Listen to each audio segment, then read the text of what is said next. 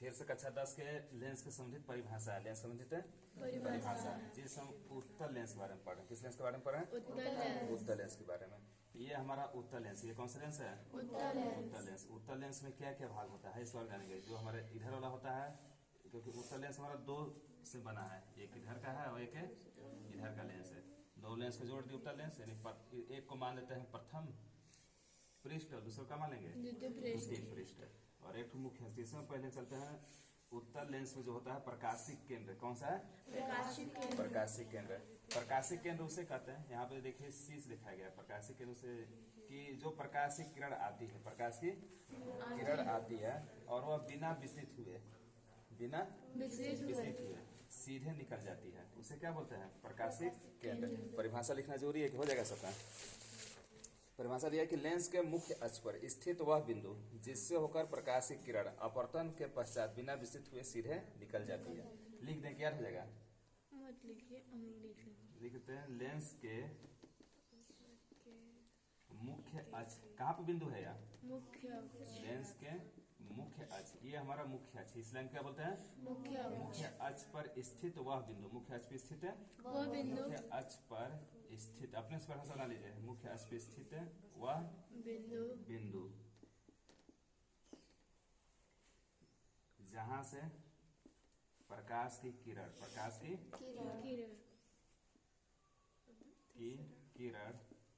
बिना विचलित हुए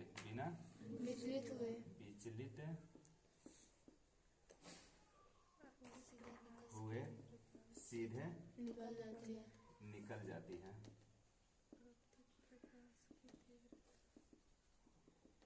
इसे हम सी से, क्योंकि जगह कम है, इसे सी से प्रदर्शित करते हैं। ये हमारा था प्रकाशिक केंद्र।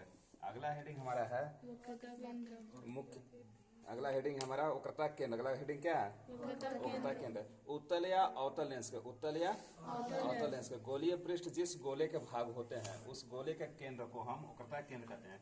जैसे ये हमारा एक ठो उत्तल लेंस है, अगर इसको हम थोड़ा सा बढ़ा दें, ऐसे बढ़ाने पे ये इसका केंद्र, इस गोले का केंद्र हमारा ये होता है, इस गोले का केंद्र ये होता है। तो यही बोल रहा है कि जो हमारा उत्तल हो गया या फिर अवतल, अगर इसको हम बढ़ा दें साइड से, जो हमारा उत्तल या अवतल कोई भी लेंस में, उत्तल या अवतल लेंस में जो गोला होता है, गोले का जो केंद्र होता है उसे क्या बोलते हैं हम लोग?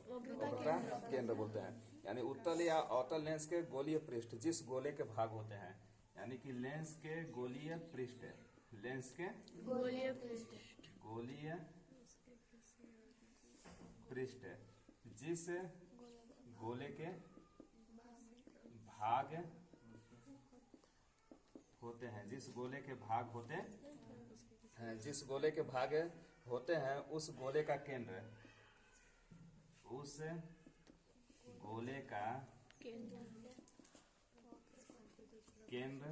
वक्रता केंद्र कहलाता है। अगला दिया वक्रता त्रिज्या। अगला क्या दिया है? वक्रता त्रिज्या। तो हम मैथ में पढ़ते हैं, मैथ में हम क्या करते हैं? पढ़ते हैं कि जो वक्रता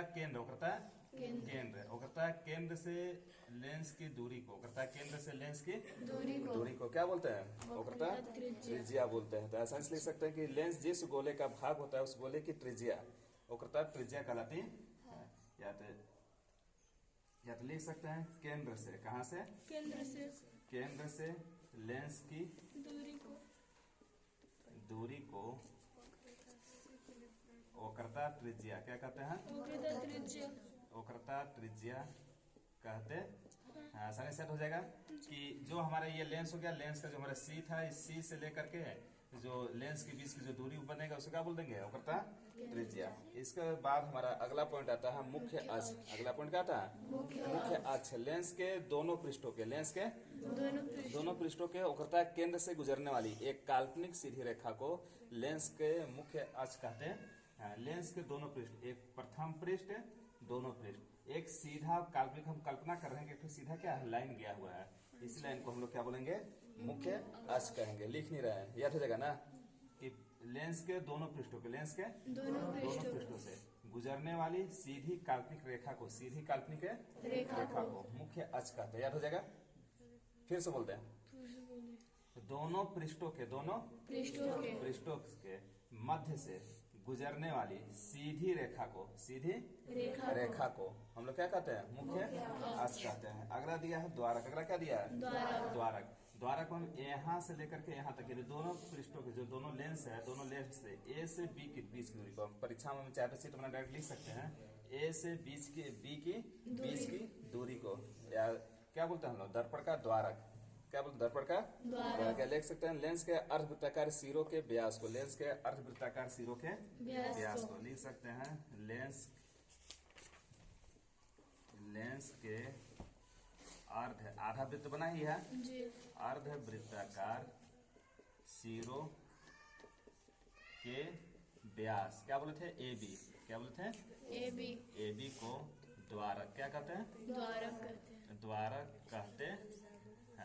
यहाँ तो कोई दिक्कत किसी को नहीं है। अगला दिया मुख्य फोकस। क्या दिया? मुख्य फोकस। इसमें हमारा दो फोकस होता है। उत्तल लेंस में या अवतल लेंस में कितना फोकस हो जाएंगे?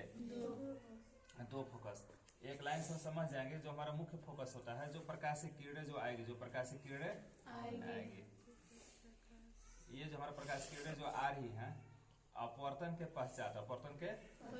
पश्चात जिस बिंदु पे मिलती है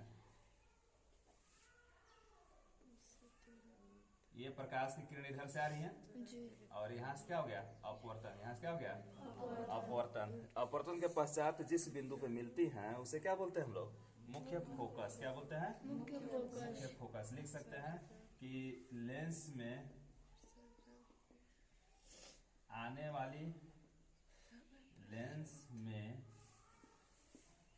वाली प्रकाश की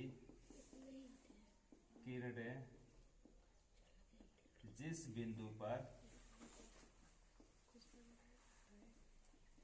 मिलती हैं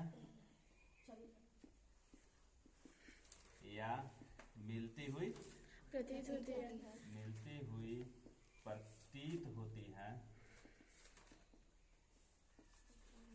मुख्य फोकस कहलाती है। क्या? मुख्य फोकस कहलाती है। यहाँ तक किसी को दिक्कत नहीं है? किसी भी लेंस में जो प्रकाश की किरणें जो आती हैं वह अपवर्तन के पश्चात जिस बिंदु पर मिलती हैं उसे हम लोग मुख्य फोकस करते हैं। उसे क्या कहते हैं? मुख्य फोकस। और इसे हम लोग क्या स्पर्शित करते हैं? यप से। उसे क्या स्पर्शित करते हैं? यप से स्पर्शित करते हैं। याद हो जाएगा सब लोग के? लेंस पर आने वाली प्रकाश की किरणें जिस बिंदु पे मिलती हैं या मिलती हुई प्रतीत होती है। अगर हमारा अवतल लेंस होता है तो हम पे मिलती हुई क्या होता है? प्रतीत होता है। या एक ही बिंदु से प्रकाश की किरणें निकलती हुई प्रतीत होती, उसे हम लोग क्या बोलेंगे? मुख्य फोकस। क्या बोलेंगे?